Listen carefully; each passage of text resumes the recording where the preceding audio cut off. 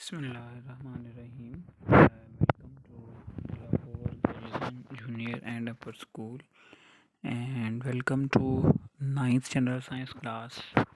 Hopefully बेटा आप सब खैरियत से होंगे।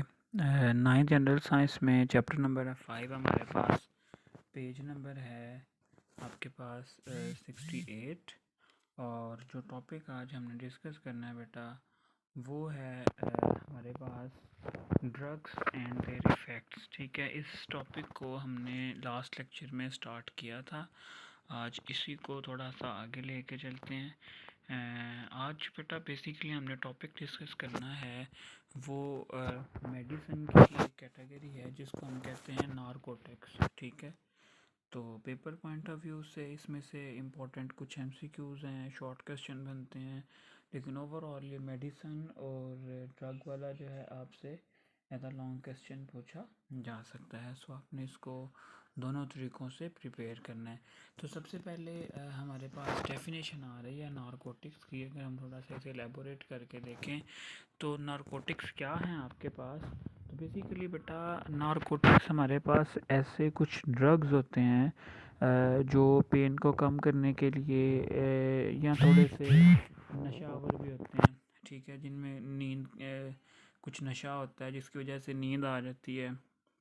जैसे ही नींद आती है तो बॉडी थोड़ा सा जो है वो रिलैक्स फील करती है। ठीक है, तो अगर प्रॉपर डेफिनेशन की बात करें तो यहाँ से बेटा इसकी डेफिनेशन शुरू होगी कि those drugs which relieve pain, promote sleep and produce addiction are called narcotics. 3 चीज़ें हैं बेटा, पेन को कम करते हैं, नींद को लाने में मदद करते हैं या नींद को बढ़ाते हैं, एंड प्रोड्यूस एडिक्शन। ये बात इम्पॉर्टेंट है कि अपनी ये जो फिर आपके पास जो नारकोटिक्स मेडिसिन हैं ये एडिक्शन करवा लेती हैं अपनी। ठीक है, अपना आदी बना लेती हैं। अगर हम फिर इन्हें यूज़ नहीं करेंगे तो अजीब सी बॉडी की सिचुएशन हो जाती है। ठीक है, चलें इसकी एग्ज़ाम्पल देखते हैं। तो एग्ज़ाम्पल में अगर हम बात करें तो आती हैं जी आपके पास ओपियम, ठीक है, एंड मॉर्फिन। ये इसकी 2 कॉमन एग्ज़ाम्पल हैं। अब लास्ट लेक्चर में भी हमने देखा था कि अनलॉफुल आपके पास जो मेडिसिन हैं या जो ड्रग्स हैं वो फिर क्या एडिक्शन करवा लेते हैं। ठीक है, और उसकी वजह से अगर ये देखो ये जो आपके पास इस तरह के ड्रग्स हैं नारकोटिक्स टाइप, इनको डॉक्टर की प्रिस्क्रिप्शन के बगैर यूज़ नहीं करना चाहिए।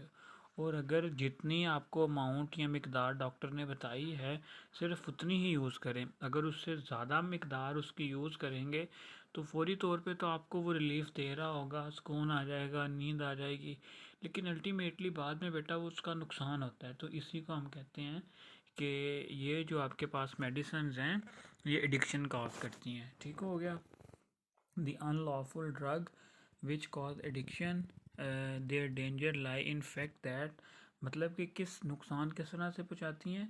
These drugs produce addiction in the user. Addiction कहते हैं आदी बना लेना, कि जो इनको फिर इस्तेमाल एक दफ़ा कर लेगा वो इसका आदी बन जाएगा।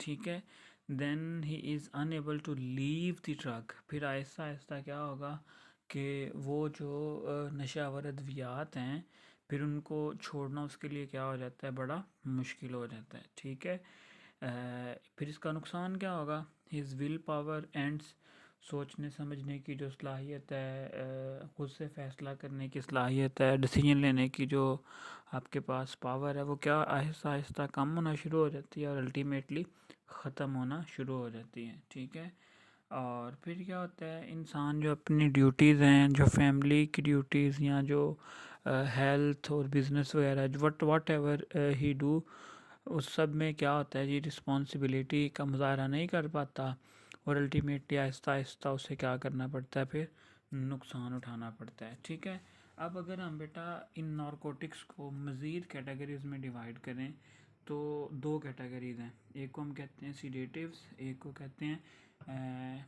हेलोसिनोजेंस। ठीक है, तो अलग से इनमें आप डिफरेंस पूछा जा सकता है कि differentiate between sedatives and halogens है। हेलोसिनोजेंस। ठीक है, सबसे पहले देखते हैं कि जो सीडेटिव्स हैं ये क्या हैं।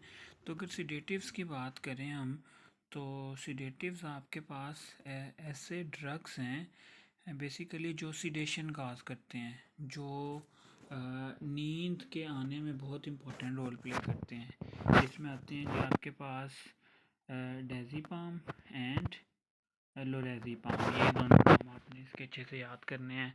पेपर में एक दफ़ा सिर्फ और सिर्फ यही शॉर्ट क्वेश्चन पूछा जा चुका है कि व्हाट आर सीडेटिव्स। ठीक है, तो नेक्स्ट है आपके पास हेलुसिनोजेंस। तो अगर इनकी बात करें ये क्या है हमारे पास, तो ये भी आपके पास जो एडिक्टिव ड्रग की ही एक इम्पॉर्टेंट एक कॉमन टाइप हैं।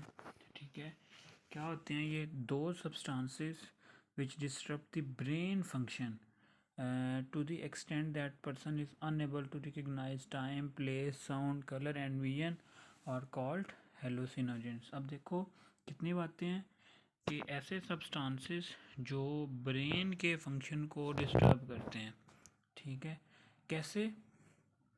इतना डिस्टर्ब कर देते हैं कि जो इंसान है फिर वो ना तो टाइम, जगह, साउंड, कलर, इन चीज़ों में बेटा वो फ़र्क नहीं, मतलब मदहोशी की हालत में होता है। उसे कुछ पता नहीं होता है कि वो कहाँ पे है या कोई चीज़ किस कलर की है, ठीक है, टाइम क्या हुआ है, या विजन का जो मामला है, वो सारे के सारे बेटा अल्टीमेटली क्या हो जाते हैं, ख़राब हो जाते हैं। और क्योंकि जो पर्सन है वो नशे की हालत में होता है। ठीक है, चलें मज़ीद अगर इसमें हम इसकी कोई एग्ज़ाम्पल देखें तो इसकी एग्ज़ाम्पल आती है हमारे पास कैनाबिस। ठीक है, ये इसकी एग्ज़ाम्पल है जो आपने याद रखनी है कि कैनाबिस आपके पास एक इम्पॉर्टेंट हेलुसिनोजेन की कैटेगरी में आने वाली एक मेडिसिन है या एक ड्रग है। ठीक है बेटा, ये जी हमारे चैप्टर नंबर 5 का लास्ट टॉपिक था जो हमने डिस्कस कर लिया है। इसी के साथ बेटा आपका जो सिलेबस है वो ऑलमोस्ट कंप्लीट है। साथ साथ प्रिपरेशन करें। ठीक है, और अगर किसी भी पॉइंट पे कोई भी कन्फ्यूजन है, कोई क्वेश्चन है, तो बेटा वो फ्रीली आप पूछें, गूगल क्लासरूम में पूछ लें या जो यूट्यूब चैनल है उसमें आप कमेंट सेक्शन में कमेंट भी कर सकते हैं। ठीक है, तो आज के लिए इतना ही बच्चों, अपना ख्याल रखें। अल्लाह हाफिज़।